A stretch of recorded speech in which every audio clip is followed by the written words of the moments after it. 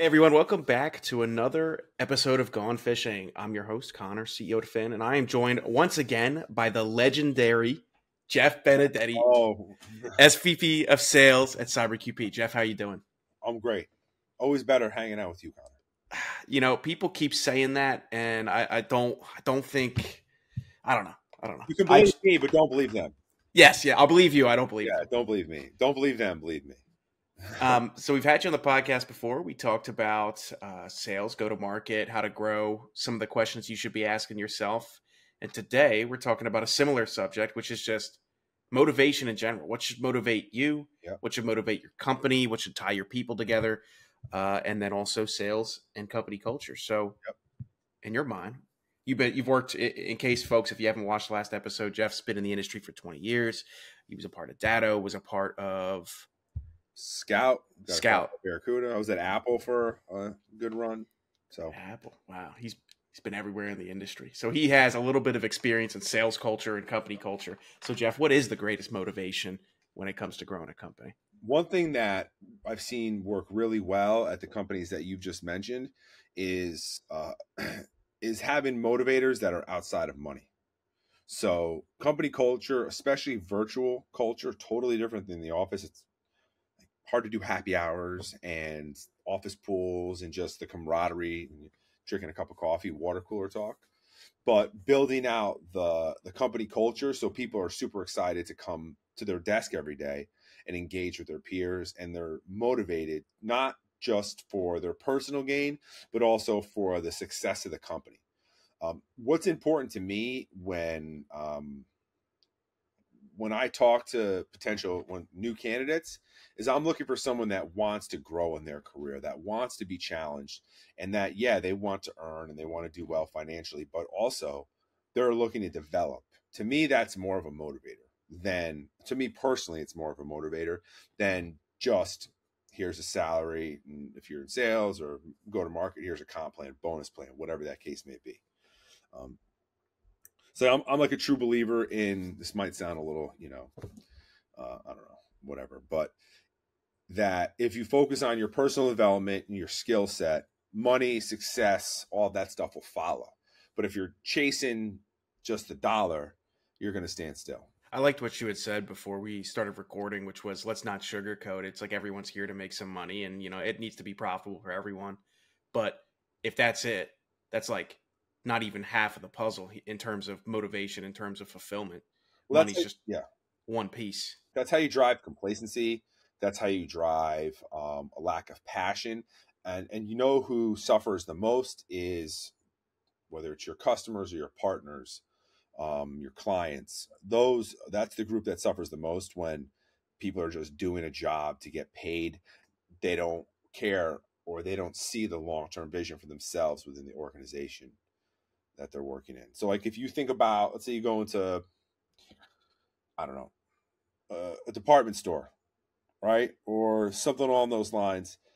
You may get great service, or you may get someone that really wants to help you, or you may not, right? And what's the differentiator there? Like when you walk out, you feel a different way. You very well may go back to that store again if you had a great experience, right? And the way in which, like, that person's not coming to work every day miserable, delivering that great experience. Most of the time, they have a company that supports that from company culture and motivation. What role do you think money should play in motivation, though? So it always has to be a piece of it in everyone's mind. Like we all have to live and pursue the things that we want, but it can't be everything. How do you navigate that balance as somebody who manages multiple sales teams, I imagine right now, and has done it in the past for the last 20 years? Where do you draw that balance?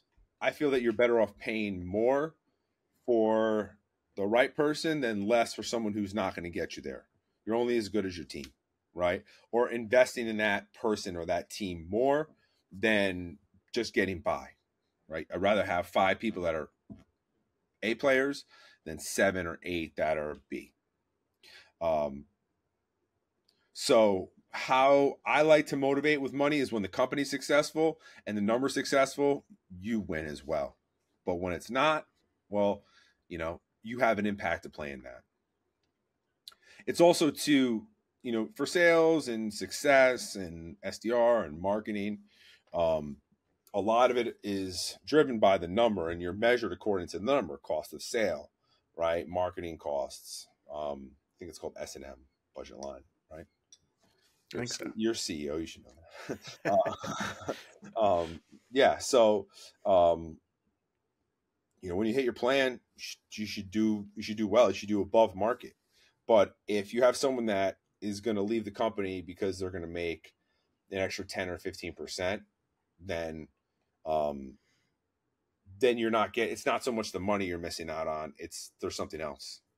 If someone leaves your organization for another 10 or 15% increase, while that's significant after taxes and all that stuff, it's not going to change their quality of life. Chances are they're leaving for a different reason. How do you tease out all of the other motivations that should exist? You mentioned something in the last episode we talked about, which was around like, hey, why do you want to be here? What do you want to get out of this? And you were really hoping that they mentioned something along the lines of, I'm here to grow my career. I want my career. So it is, I always try to tell everyone, always be aware of competing incentives, or like get to the bottom of like, let's just be honest about what's motivating things here. It's like, I want my career to go forward. It's like, cool. That is awesome. That's exactly what you're hoping. What are some other ways you tease that out of folks or try to exactly what you want? Because then so what I tell people when hey, how do I get promoted? Be the best at your job you possibly can, and be the best in your job within the company, and promotion paths and opportunities will open up for you. How do I tease that out? I do it in two ways that are real. One, I talk about it regularly with the teams. Two, I have plans in place for people to achieve those goals. And then three, I actually do it. So I've had multiple SDRs on the team go into other roles, from account executive to success to marketing, sales ops, rev ops. So there's someone from the sales team at the SDR role in multiple levels. And then we've had AEs throughout my career go into management and leadership. There's AEs that are salespeople I used to work with that are now VPs and senior directors. Not that I had anything to do with that, but I found them and hired them. So they got the job done. But that's something. That means you had something to do with it, right? If you spotted listen, I'm like, at the end of the day, everyone's going to retire at some point in time. And when you look back on it, yeah, you've made this amount of money and you've had this amount of accomplishments, but something you can actually leave behind that has like a bigger impact, especially in business, right, is impacting other people's lives and their skill sets so that they can go and have a better life, and it like impacts more people. And I think like in the roles that, like Phin and Cyber QP play, and how we're hyper growth companies and, doing a lot of different things and constantly pivoting, you can afford give those opportunities to others, which to me is a little bit more it's gratifying just as equally as your personal success. Always said, in the beginning, and I'd imagine until you're a large company, what matters most is not a person's existing skill set. It's, are they going to hop in the trenches and start shoveling with you?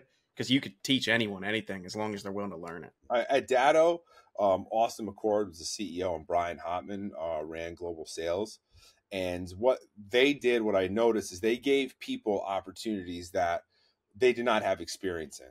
So I was running North American new business sales for a company that was doing like hundreds and hundreds of millions of dollars a year, and it was the biggest market. Did I do that somewhere else? No, but they gave me the chance, and by giving me that chance, I literally would do anything to win.